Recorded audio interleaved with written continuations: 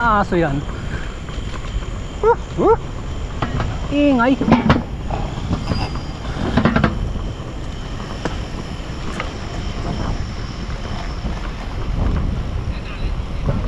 Ingay na aso yan.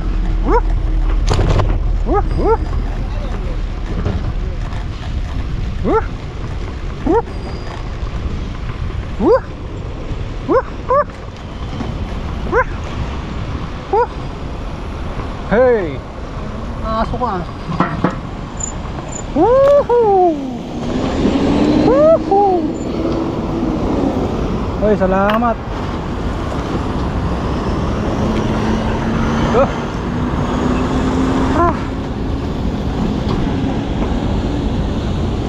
So, time check.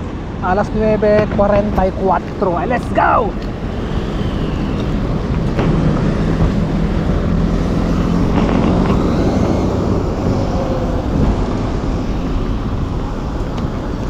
Dito lang tayo sa tabi.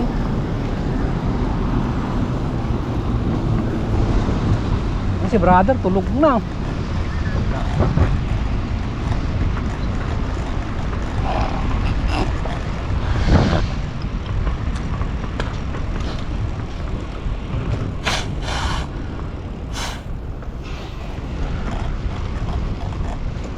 Hati ka dito ah. Buhay niya ko na yan. Hindi mo alam kung may nakahiga dyan sa daan. Nakahiga na ang langgam. May kabukmen.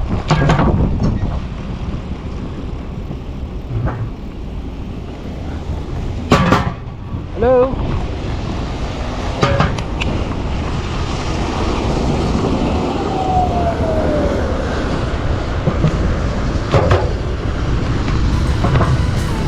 Hoy.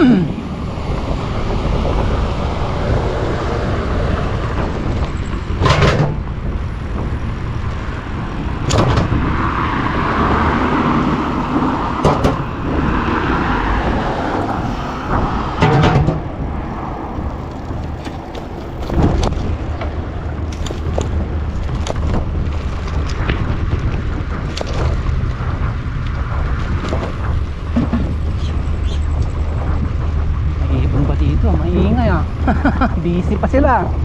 Nagpupuyat. Ano naman nila? Isipan nila kung sila kukuha ng kain bukas. Yung maganda rito ano, parang New Zealand. Oo, maganda paggabi doon. Ay, paggabi. Pag umaga. Ito yung mahirap dito, yung kurbada. Tapos bigla kayong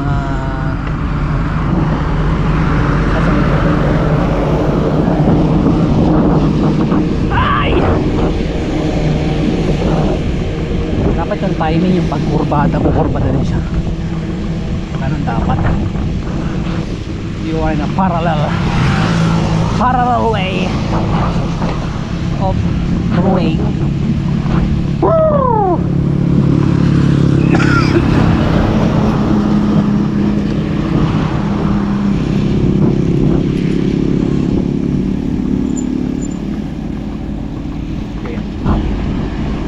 Lang, giveaway lang, give and take,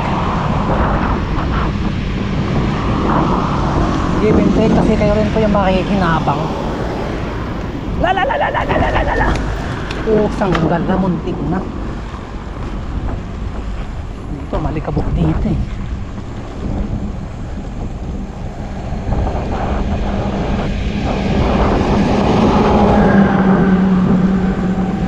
Walang ilaw.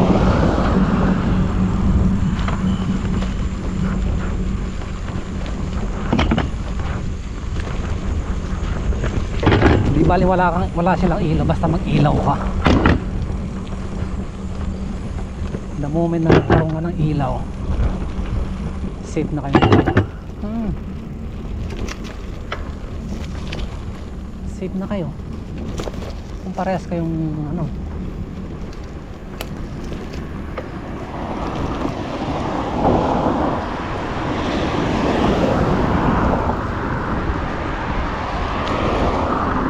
Parehas kayong matalino. Yung isa sa inyo is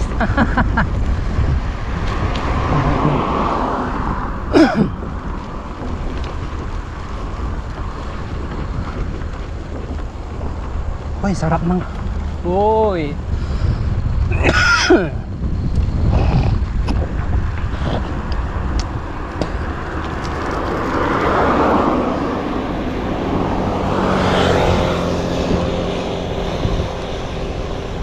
Maganda na dito sa sidewalk. Ayun, safe na safe ka.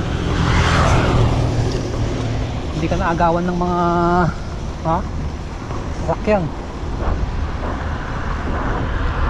Kaya ginawa yung sidewalk para maging safe ka.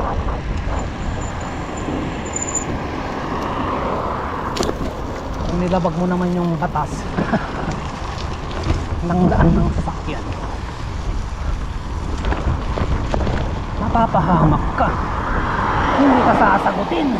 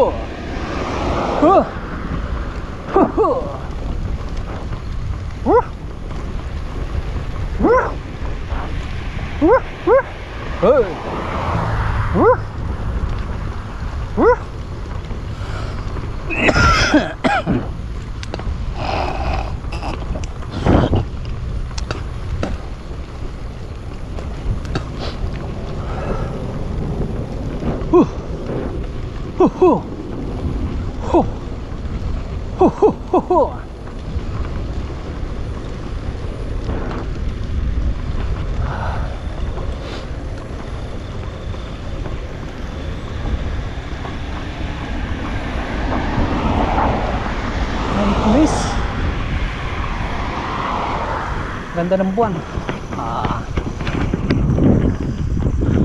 Diba?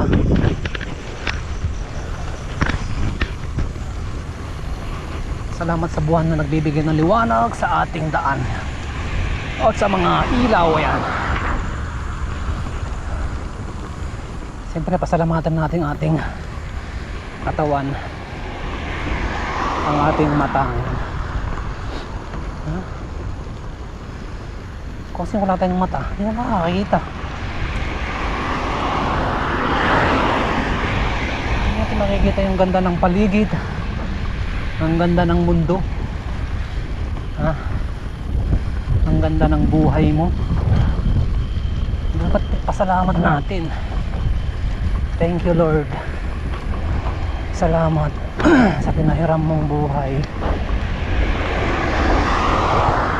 na minsan inaabuso ko aminin natin, nabuso natin yung sarili natin sa mga bagay na walang kabuluhan.